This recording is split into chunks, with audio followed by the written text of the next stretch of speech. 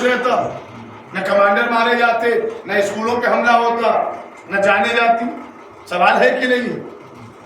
اگر آپ چاہتے ہیں تو میں اس کا خوبصورت جواب دینے کو تیار ہوں. ایک سلوات پڑھ دیں جواب. اللہم صلی علی محمد و آل محمد. کیا ضرورت ہے؟ اور یہ اس سے جواب دینے سے پہلے ایک جملہ میں کہوں گا، کئی جگہ کہہ چکا ہوں. اکثر ہمارے یہاں کہتے ہیں کہ 56 بہنوں کا اکیلا بھائی. ہاں جی نہیں، وہ بے غیرت ایران کی بہنیں تھوڑی ہیں. اگر ایران کی بہن ہوتی تو بے غیرت نہ ہوتی. بے غیرتوں سے ایران کا کوئی تعلق نہیں ہوتا. اللہ اور ہمارا اب ساری دنیا ہم سے سوال کر رہی ہے آپ کا رشتہ ایران سے کیا ہے؟ آپ کے سینے میں درد کیوں ہو رہا ہے؟ تو بھیا سب کے لیے ایک ہی جملہ ہے، سمجھ میں آئے یا نہ آئے. 56 ملکوں سے ہمارا رشتہ نہیں، لیکن ایک ملک ہے ایران جس سے ہمارا رشتہ ہے، تھا، ہے اور رہے گا. کیوں؟ وجہ کیا ہے؟ کہ دنیاوی رشتہ نہیں ہے، ہمارا ایران سے علی ولی اللہ کا رشتہ ہے. ہمارا ایران سے ولایت کا رشتہ ہے. اور اگر یہ کسی گنہگار نے باندھا ہوتا تو ٹوٹ جاتا. یہ وعدہ ہے اللہ کے حکم سے، اللہ کے نبی نے غدیر خون کے میدان میں. ایک سلوات اور پڑھے محمد. اللہم صلی علی محمد و آل محمد. چلیے میں نے رخ موڑ دیا، ایک جملہ کہہ کے مجلس تمام کرتا ہوں. اور نوجوانوں کے لیے خاص طور توجہ کا طالب ہوں. یہ جو سوال اٹھتا ہے یہ نیا سوال نہیں ہے. آپ سوشل میڈیا پہ جاتے ہیں تو بڑے نازیبا چہرے والے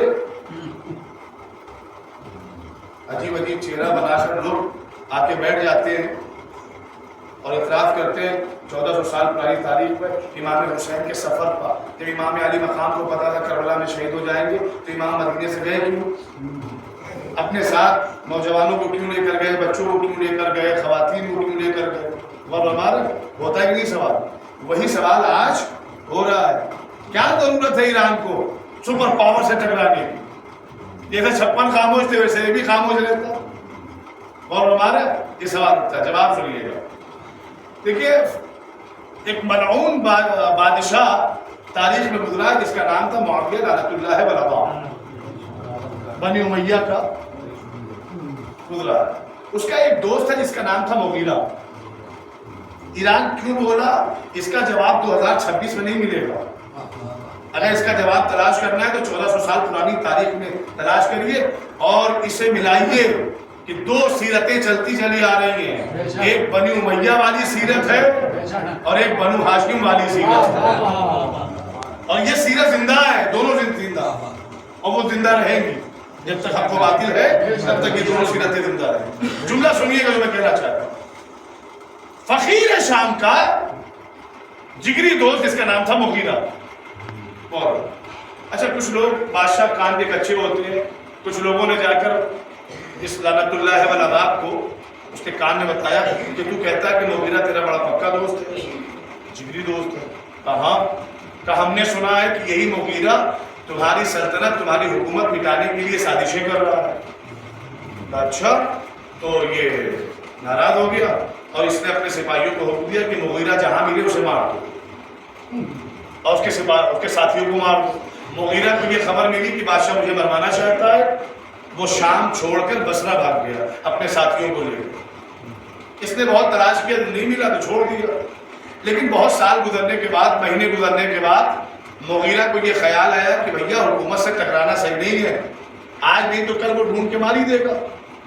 تو ایسا کچھ کیا جائے کہ جان بچ جائے اور دوستی بھی ہو جائے. اب مغیرہ نے ایک سیاست اور ایک مکاری کیا کی. اس نے خط لکھا فقیر شام لعنت اللہ والعذاب کے نام. وہ کہتا ہے کہ خط میں کہ یہ مغیرہ کی جانب سے بادشاہ وقت کے نام، میں یہ چاہتا ہوں کہ تو اپنی زندگی میں اپنے بیٹے یزید کو سپر پاور بنا دے، خلیفہ بنا دے. سن لیا آپ نے؟ بھیا اس زمانے کے خلیفہ آج کے سپر پاور، تو اپنے آپ کو سپر پاور کہہ رہے ہیں، یہ خلیفہ ہی تو ہیں. ساری دنیا نے جن کے ہاتھوں پہ بیعت کر رکھی ہے ایک ایران نے بیعت سے انکار کر دیا تو سپر پاور کہنے والے لوگوں کی نیندیں حرام ہو گئی. اور اس کا بھی تعلق 1400 سال پرانی تاریخ سے ہے. کل کے یزید کی بیعت سب نے کر لی تھی سوائے آقا حسین کے. تو یزید کو قرار نہیں ہوا. آپ ان کے چاہنے والوں نے نہیں کی لیکن ساری دنیا نے کر رکھی ہے. تو آج ان کو پرابلم ہو رہی ہے تو سیدھے تو وہی چل جائے گی. غور کریے گا. اس لعنتی کے بعد سے خط لکھا, میں یہ چاہتا ہوں کہ تو اپنی زندگی میں اپنے بیٹے یزید کو خلیفہ بنا دے. اور سن فقیر شام, اگر تو اپنے بیٹے کو خلیفہ بناتا ہے تو میں 10 آدمی بھیج رہا ہوں کہ جو فوراً تیرے بیٹے یزید کے ہاتھ پہ بیعت کر لیں گے. بیعت کر لیں. یہ خط دیا اور وہ 10 آدمی لے کر آئے. فقیر شام نے وہ خط کھولا اور مسکرایا, کہنے لگا مغیرہ کی تجویز تو بڑی اچھی ہے کہ وہ میری زندگی میں میرے بیٹے یزید کو خلیفہ بنانا چاہتا ہے اور 10 آدمی کو بھی بھیجا ہے. اس نے سر اٹھایا کہ وہ 10 آدمی کون ہیں جو ابھی میرے بیٹے یزید کے ہاتھوں کا بیعت کرنا چاہتے ہیں. انہوں نے ہاتھ اٹھا دیا تو فقیر شام ہنس کے کہتا ہے, یہ بتاؤ تم لوگوں نے دین کتنے میں بیچا؟ یعنی دشمن بھی جانتا ہے کہ اہل بیت کو چھوڑ کر اگر کسی کے ہاتھ میں بیعت ہوگی تو دین سلامت نہیں رہے گا. ایک سلوات بولے محمد صلی اللہ محمد وآل محمد. اور فرما رہے ہیں آپ. انہوں نے کہا ٹھیک ہے تجویز اچھی ہے, مان گیا. مغیرہ کو بھی بلا لیا, دوستی پھر ہو گئی. اب اس بات پر عمل کیسے ہو؟ تو فقیر شام نے ایک بڑا لشکر تیار کیا اور لشکر کا رخ کوفے کی طرف کیا. کوفے والوں نے دیکھا کہ فقیر شام ایک بڑا لشکر لے کر آ رہا ہے. کیا ارادہ ہے؟ کہ یہ کوفے کو تاراش کرنا چاہتا ہے, برباد کرنا چاہتا ہے. جب وہ اپنا لشکر لے کے پہنچا اور بلندی پہ کھڑا ہوا اور اس نے خطبہ دینا شروع کیا, اس نے تقریر کرنی شروع کی, اس نے بولنا شروع کیا کہ کوفے والوں سنو, میرے اوپر مسلمانوں کی طرف سے, مملکت اسلامیہ کی طرف سے یہ دباؤ بنایا جا رہا ہے کہ میں اپنے بیٹے یزید کو اپنی زندگی میں خلیفہ بنا دوں, سپر پاور بنا دوں. لیکن میں نے ان سے کہا کہ سنو, میں تمہاری تجویز اس وقت تک قبول نہیں کر سکتا جب تک میں کوفے والوں سے مشورہ نہ کر لوں. کوفے والوں بتاؤ تمہاری ہاں ہے یا نہ؟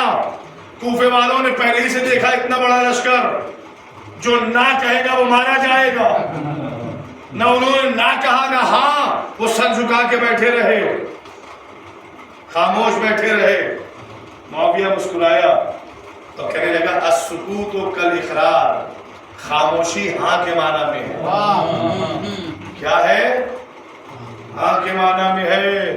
صفین ہو رہی تھی, صفین. مصعب بن زبیر اپنا لشکر لے کر صفین کے باہر کھڑا تھا. مالک اشتر کہتے ہیں مولا کتنا بہترین انسان ہے کہ لشکر, بھاری لشکر لے کر کھڑا ہوا ہے لیکن معاویہ کا ساتھ نہیں دے رہا ہے. مولا مسکرایا کہ مالک اشتر اچھا نہیں, علی کا بھی تو ساتھ نہیں دے رہا ہے. سمجھ گیا؟ خاموشی کبھی کبھی باطل کے خیمے میں پہنچا دیتی ہے. صلوات پڑھے محمد صلی اللہ محمد وآل محمد.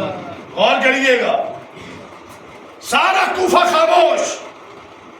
دیکھیں ساری گفتگو چھوڑی میں نے, ایک وجہ سن لیجیے مجلس تمام. سارا کوفہ خاموش. مسکرائے, کام ہو گیا.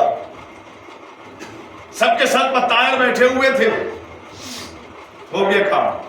اب یہ کوفے سے نکلا مکہ آیا اور سارا مجمع جمع تھا. یہی جملے جو اس نے کوفے میں کہے تھے مکے والوں کے سامنے, مکے والوں مملکت اسلامیہ کی طرف سے دباؤ ڈالا جا رہا ہے, میں اپنی زندگی میں اپنے بیٹے یزید کو سپر پاور خلیفہ بنا دوں.